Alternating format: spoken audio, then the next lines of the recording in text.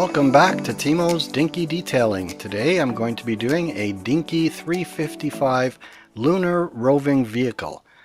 This is a toy that was given to me by my good friend.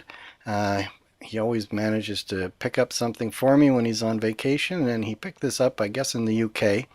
And it's a very nice toy. It's a lunar rover, and it's in a scratched up condition, but it also has the wheels, axles are bent, and this toy has tractor tires that look like black rubber. Of course, the real lunar rover didn't have rubber tires, it had wire mesh tires. And so I'm going to try and make this more like the real thing. It's got these astronauts. They're going to need to be cleaned up and touch up the paint on them. They look kind of stiff sitting there, so I'm starting to think that I might upgrade those guys a little bit. And it's a pretty chunky looking model, and actually the lunar rover itself is very chunky and utilitarian. So these tires are in very good condition. I'm not going to reuse those, but those are going to go into my box of goodies. And maybe one day I'll have a tractor that needs those. Now these are very sloppy. The wheels on the axles are loose, and some of them are bent. The axles are bent. So I'm going to see what's up with that and try and fix that as well.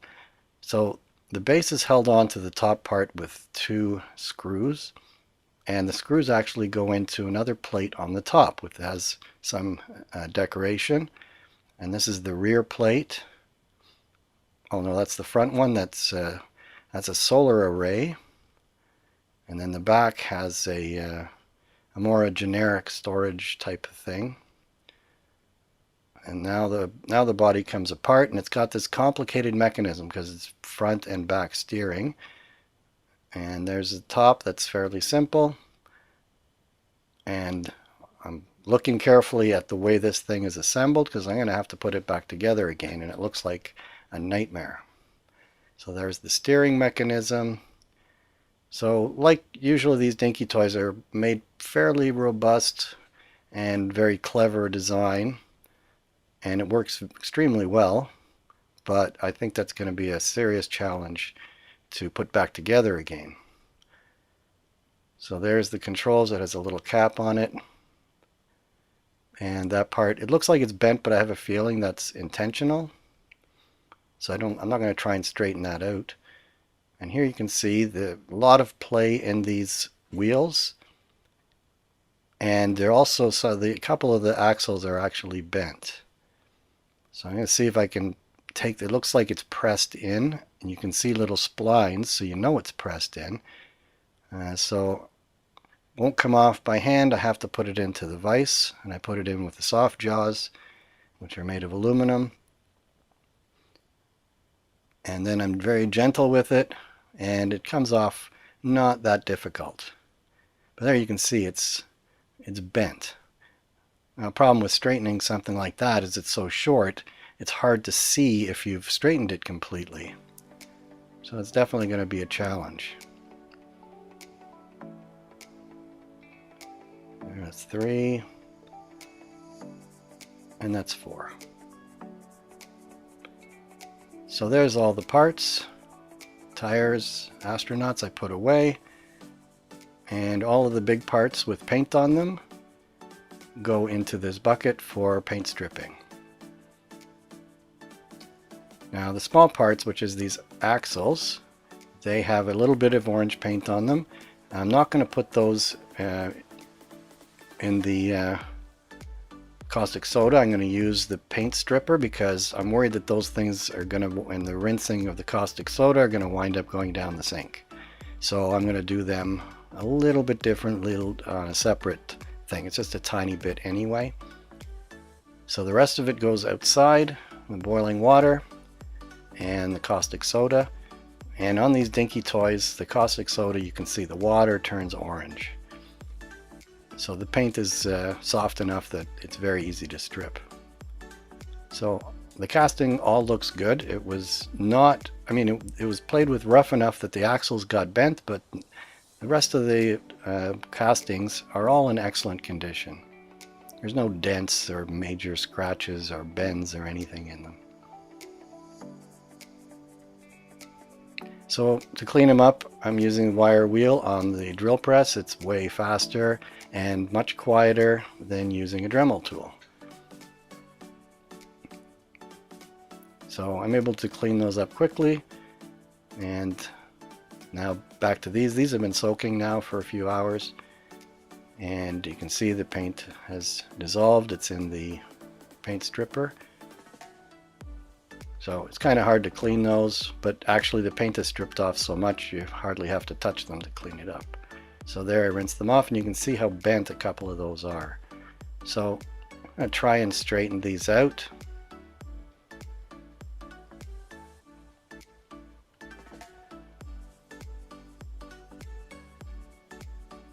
So the friend who bought this toy for me is Oliver, and if you watch the video of the Shadow Interceptor, that was his toy, and he commissioned me to repair it.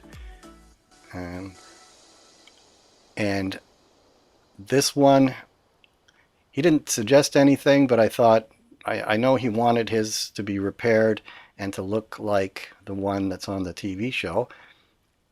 And so in this one, on the same spirit, I'm gonna make this toy look like the real Lunar rover. So I've got to match everything that was on the real Lunar rover. So here, straightening out this tiny little axle is a challenge.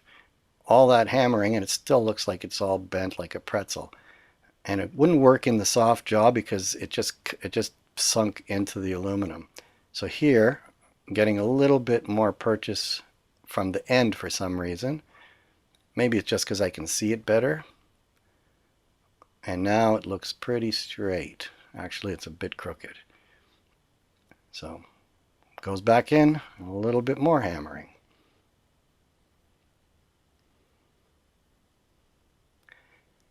So I'm leaving all this in so you can see that this is not, it's not the simplest thing to do.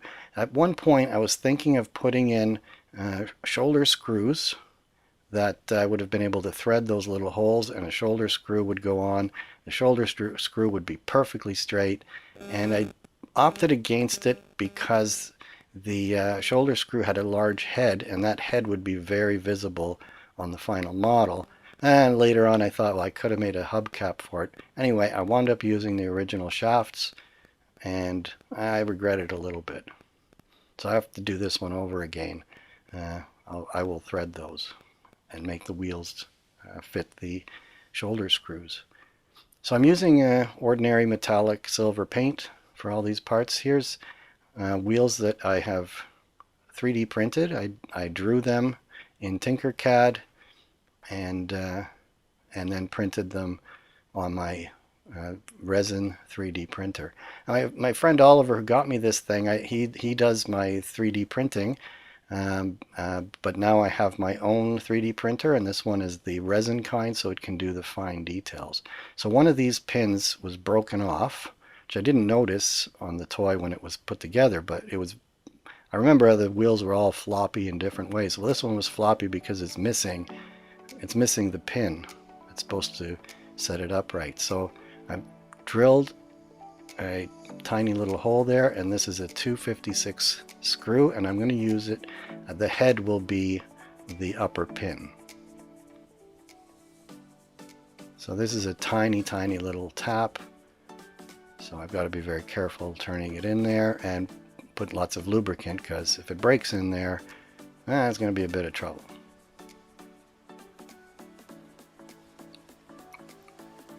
So now the original toy was all orange, and if you look at the real Lunar rover, it does have kind of orange fenders. So in that way, orange is correct. And actually, some of the models were made correctly. They were silver, or I think they were silver with orange fenders. So I'm mixing my orange and a little bit of the Mr. Hobby thinning or leveling thinner. and that makes it so that the paint dries slowly and gets shiny even after you've painted it. So this will be just for the fenders. The rest of it's going to be silver and white.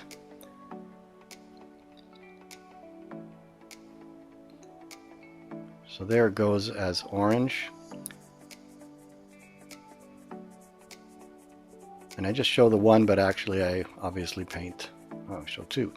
So I paint all four of these with this orange color.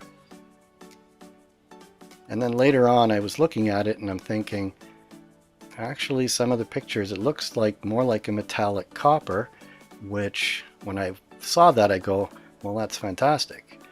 I'm going to go with the, I'm going to go get some copper paint. So I've ordered some copper paint. In the meantime, this is painted orange, and then I can put this, I shortened this screw that I had, and it goes in there, and that'll be my upper pivoting pin. It looks good, but in the end it's a little bit loose. You can't tell when you're doing it this because the gravity is holding it straight, but it is a little bit floppy still. But I didn't know that at the time. The model is just a little bit too complicated, and as a result there's tolerance stacks, and no matter what you do with it, it's going to be floppy unless I replaced it with those shoulder screws. That would have been the thing to do, but I didn't, and it would have been floppy anyway because that pin is a little bit too small and the whole fender is floppy. So here's the console. The rest of it's painted silver. I painted the console white, and then I also painted this back panel white and the solar array. Now this is a 3D printed part that Oliver had sent along with the toy, and these are for the parts that weren't on the Dinky version. And here I've printed out my own astronauts. I found Astronaut on Thingiverse, and in the computer I cut him to pieces and made him sitting instead of standing, and I made a left and right one. This is the guy on the left side, and he's reaching over to the controls. So now I've got my copper paint, and what I'm doing is I'm mixing up a lighter color than the copper by mixing silver with it, because the antenna dish has a lighter, very fine color. So that's what I've done here. And what I did was I could print this thing, and I'm looking at this, and my son says too that this is done on the 3D printer that has the filament, and you can see where the filaments are, and it kind of gives it a look of a mesh, but it also has a lot of little artifacts in there. So I got this thing painted up, and then we'll have a look at how it looks on the model. Now here's just the copper, and this is a little acrylic paint thinner. Now these are Vallejo paints. I've been using Mr. Hobby mostly, but I'm got Vallejo for something else, and now I start really liking it, so I've stocked up on a bunch of Vallejo paints and I'm trying them out. So this is metallic copper, and I did metallic on the mobile Shadow Mobile too, and it was just beautiful paint. And once again, I'm putting this stuff over the orange, and it just looks stunning. So I really like this, at least in the metallic paints. It's just gorgeous. So here I go and I do all four of them now in copper, and it gives it a nice, sharp, beautiful metallic look instead of just the rusty looking paint. Now here I've got my gold metallic. This is a Mr. Hobby paint, and I'm not spraying it on because that's going to be pretty hard to spray the front glass of the space helmet. So with a brush it goes on really uneven, so this is just a first coat, and I come back later and do a second coat on it to try and make it a little bit more even. But I really liked my Astronaut. He looks a little bit more animated than those poor guys that came from Dinky. So I'm gonna have those. Oops. I'm gonna have those guys extra. So if anybody is interested in wants to have a couple of the original astronauts, if they're missing them, I'm willing to trade them for a Dinky toy that needs to be repaired. So contact me below.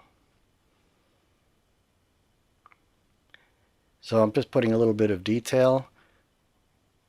It looks crappy looking up close, but it's a toy, and a little splotch of paint gives you the correct illusion. And so when you're looking at the toy from any short distance, it looks pretty good. So most of the spacesuit is completely white, and there's no colorful accessories on it. The only thing that isn't white is these soles of the boots, and they're light gray. So make those gray. And what's great is this guy was standing, and the guy modeled in the bottom of the boots, which are visible on my model, so I'm happy he did that.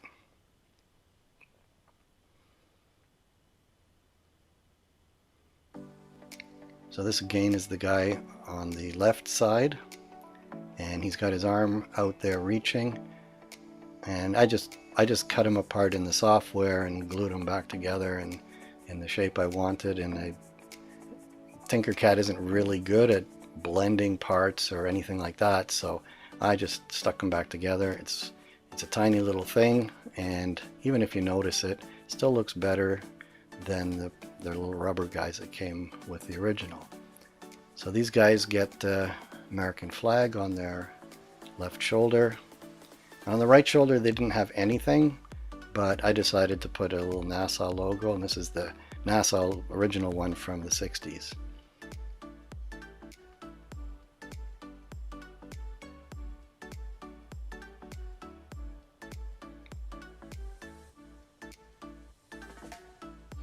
Oh, I got stuck to my thumb. Got it off. And managed to get it there. I could have just cut out another one, but I had the chance to rescue it. Now these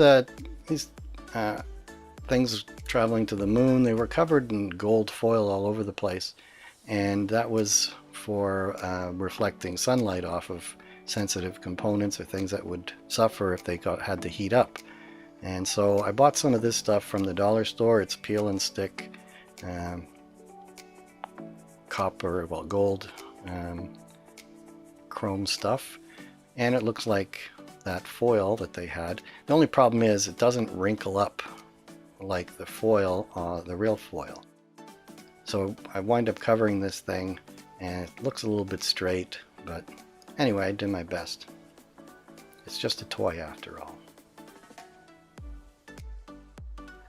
So I'm kind of cutting the corners, and now I'm peeling off the peel and stick, and it's going to be kind of like wrapping a tiny little Christmas present, and it's driving me crazy because it's so tiny and it's flimsy stuff, and it just wants to move around on its own.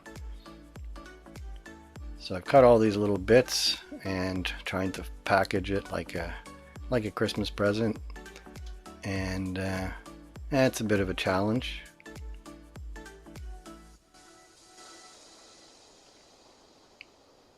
And then I've cut these little bits, and sometimes they just don't want to go, and now it got stuck on the other side, so I'm getting a little bit frustrated. So now my fingers have been all over that thing, so it's losing some of its stick, and so now it's wrapped around, and it wants to unwrap itself. So I don't show it, but later on I glue down that stuff from underneath using epoxy glue. So now this is my solar panel. So what I'm doing, I've painted it white, and now I'm sanding off the paint that's on the little solar panels that are on the top, because there's different segments. So it takes a bit to get them all sanded, and then they will, there you can see, so they will look like a whole bunch of little squares.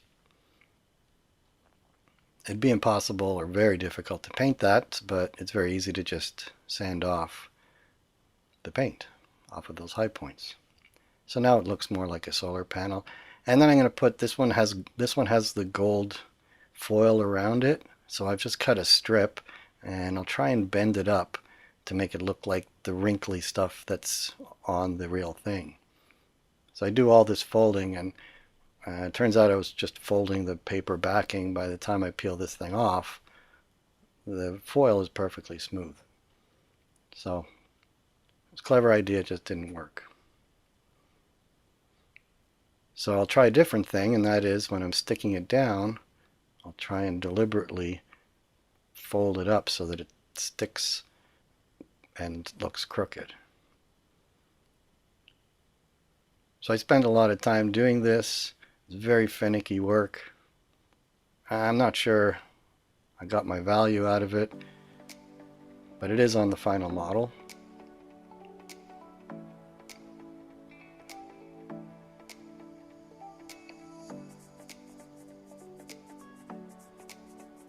There were other parts that I could have wrapped in the gold foil, but after doing these two bits I said this is too finicky, and that's all the gold it's going to have. Oh, there's one more piece, but it winds up being covered anyway. So now here's my little pin, and here's the wheels, and I've designed those. They look sort of like the real thing. We got the wire mesh. This was all done in Tinkercad, and I'm surprised I was able to get all that detail into them, because it's a fairly simplistic software.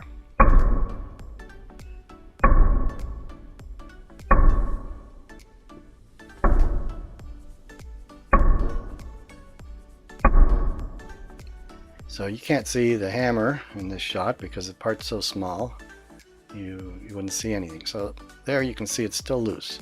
So I'm going to drive it a little deeper into the casting. See, I back away and still my hammer's not in it. I'm just using the side of the hammer. There's not a lot of force required to do this. There's a little bit deeper. So it looks pretty good. So move on to the next one.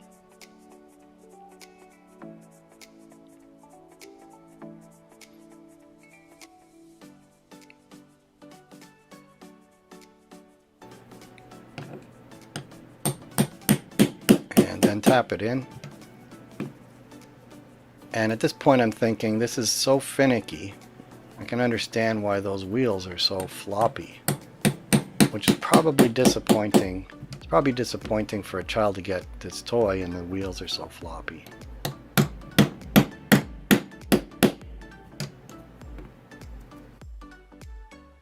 So that's all of them.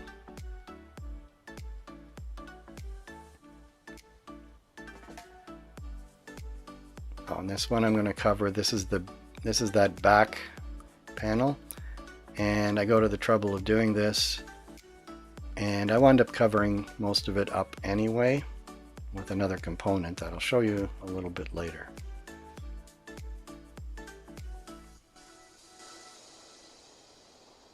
So it's the same thing as before, and this time I'm covering the whole thing, so in theory it's a little bit simpler.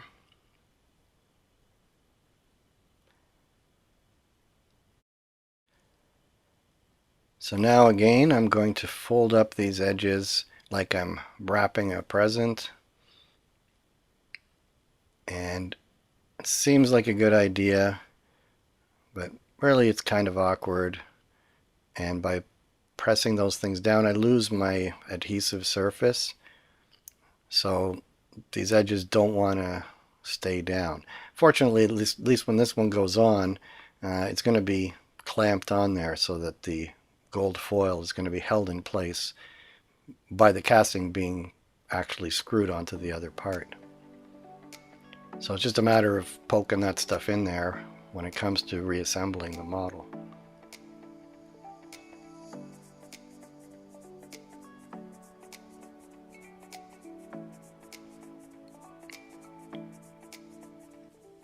So now I'm going to try to reassemble. Most of the components are done already. And putting this thing back together, if I have to ever do this again, I'm going to build a custom jig first.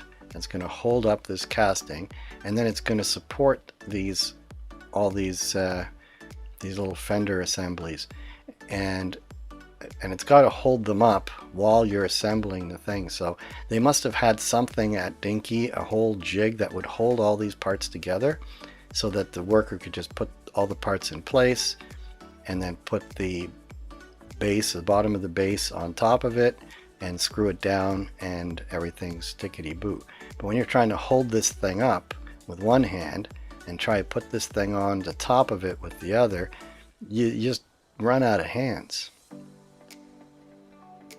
So this definitely needs to have a jig. And if somebody's watching this and is going to restore their own lunar roving vehicle, I really highly suggest you make some wooden stand that's going to hold this base up, and then it has to have some little protrusions sticking out that are going to hold up those wheels once you put them into place, or those fenders, because otherwise you can see it's just a nightmare. And I'm showing the whole thing just so you can see this is my first attempt at this, and I do get the whole thing together. And then later on, I had to take a piece apart to repair it, and I don't show that, but this is the process of getting the whole thing together. So the second time I put it together, maybe it was a little bit easier, but it was still a pain in the keister.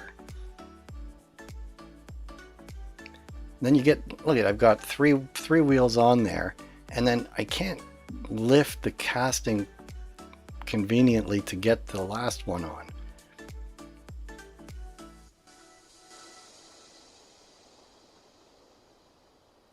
So the mechanism is in the right place because it's steering. Now I got to get this last one on, and I can't like just lift that corner. It doesn't want to move up at all. I put a screwdriver and it still won't go up. It's just a really complex design, and it's not really meant to be put together like this. It needs to be on a special jig that would hold everything in place until you get it all together. So this is just a battle to get it to come together, and there it is. It's all together, and now I've got to put these blocks on top, because that's what the screw goes into. And fortunately I can just do one half at a time, because I can hold it together. And here the foil is sticking out, so what do? Well, you take a screwdriver and poke it under. So now that's on, and I can put the screw, and then once that one's on, the front is unlikely to come apart once that screw is in.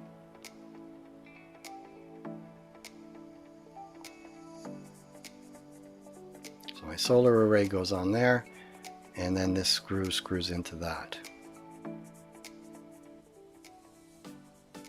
I don't know why they couldn't have cast all that into the top part. They could have cast it all in one, but they did it this way for some reason that we don't know about. Maybe it's got to do with the way it's has to be assembled.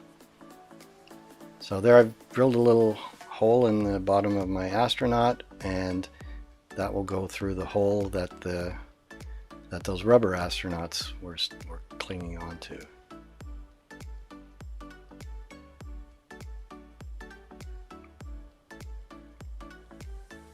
So I think these guys look great. Whoever on Thingiverse designed these astronauts, they look just perfect. I don't know, you couldn't do that kind of a job in Tinkercad, so there's obviously more different software you can use that's better designed for making these organics type of designs.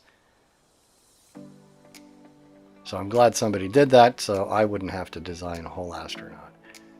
So now the control goes on top, and basically the toy is complete at this stage, but it's not complete for me because it's missing all kinds of stuff. It's missing, for example, this radio dish. And actually it's missing a whole bunch of stuff, because one thing, when you look at the pictures of the lunar rover, it was just bristling with stuff, with antennae and machinery and computers and God knows what, and wires all over the place. So if you wanted to make one really accurate, you'd have to stick all these wires everywhere. But it definitely has to have this this communication dish. So I'm putting it together with 5-minute epoxy, which I use for a lot of things on these models. And there it goes. Whoops. And I'm holding the whole thing in place with a parallel clamp, which is machinist clamp, and it's very handy for stuff like this. It's heavy enough that it holds this assembly and it clamps to it. And then I got the thing on there and I had to hold it for 5 minutes. So that's what I did, and now it's hardened and it's ready to go. So here I've got a little dab of blue paint into the camera lens. This is a TV camera. And now it's got a blue lens. So now it looks like exactly like the real thing. So that whole bar goes on to the front of the lunar rover, also held on with some epoxy.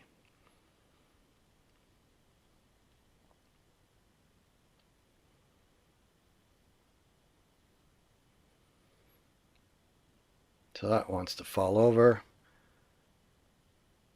So I have to find some way to hold that up. So 5 minutes of holding it with my finger, and then it's done. Now the wheels look a little too silvery, and so I'm using, and this is designed, this is the panel line paint, so it's got a very light thinner in it and some color, and it goes into the low point. So I used this on the wheels to give it a little bit more character, a little bit more definition. And I think it does look a little bit better. And then I came in, because when I sprayed the copper paint, I sprayed it on the one side and I left the inside of the fenders silver. I suppose I could have painted the whole thing copper, but I didn't. So on the outside it doesn't look right. So I came now with a brush to finish off the copper look.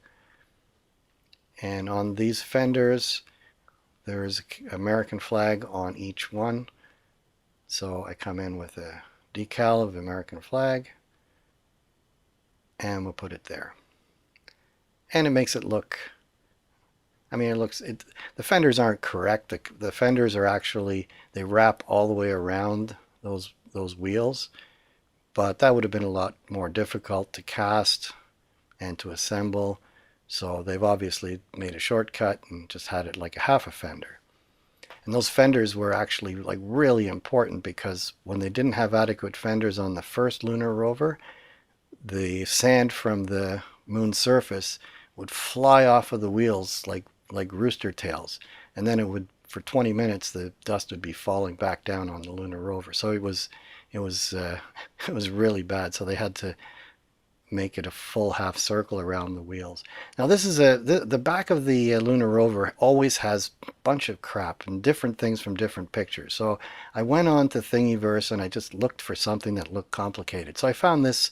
This is a part of a different model, and what I did was, it looked nice and complicated with all kinds of hoses and wires and crap, and it's all modeled in there. So I printed this out. What I did was I stretched and pulled it until it fit the dimensions that I needed for the back of the lunar rover, and I added these antennae, and they look kind of like the antennae that are on the thing, because you got to have this stuff or the thing just doesn't look right.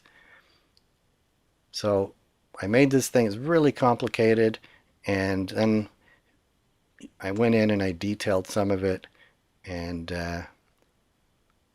because it's so much detail and I want it to look right, so I painted different colors.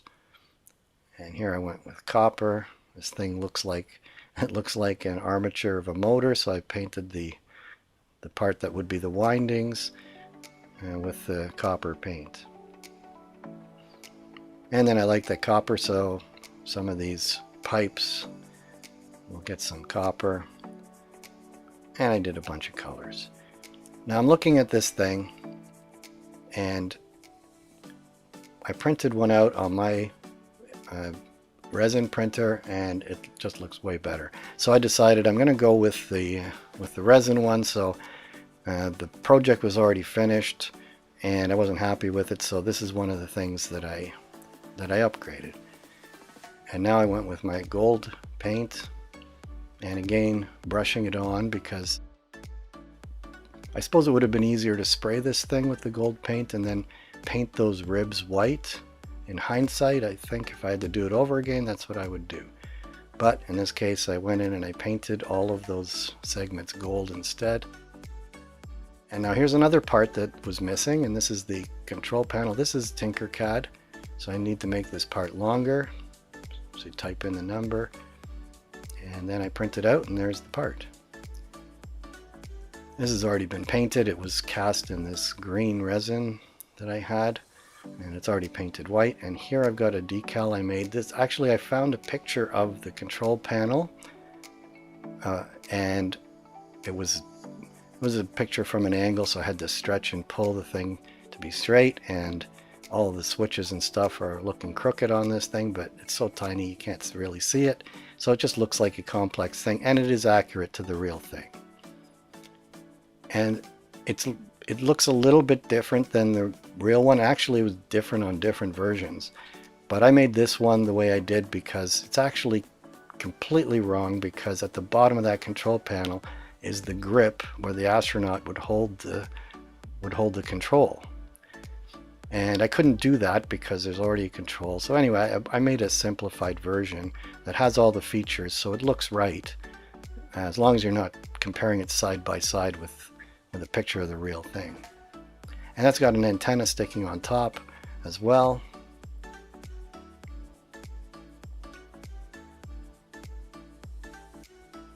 So there's my control panel. So once again, the 5-minute epoxy from the dollar store,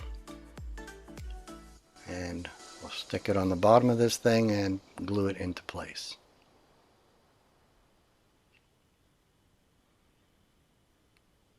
This is turning out to be the longest video since I did the El Camino.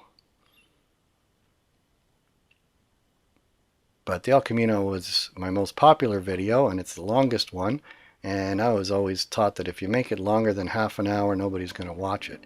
But for some reason they watched the El Camino, so I'm hoping they'll watch this one too, because there's just so much work in doing this thing. So here's my complicated components on the back, and it doesn't matter what they look like because they had so many different versions, and they always look like just a mass jumble. There's no way you could model it accurately, so I found something that was already complicated and stuck it there, and I think it just looks great. So here my epoxy is cured, so I can take that little piece of tape off of it. Now that front bar, I can put the camera back on, and then I've got my new radio dish. And what I've done is I've drilled a hole in that. The shaft was too thick, so this is a piece of aluminum wire, and I've painted it white, and then my new dish goes on that, and I'm much happier with that one. It kind of matches the slick look of the rest of it. So let's remind you of where we started. We got the orange painted toy. It's in reasonably good condition, but it doesn't look like the real Lunar rover. And so you can see the wheels are twisted. Well, they're still twisted on the final one, which is unfortunate, but sometimes that's life. So let's see what it looks like now.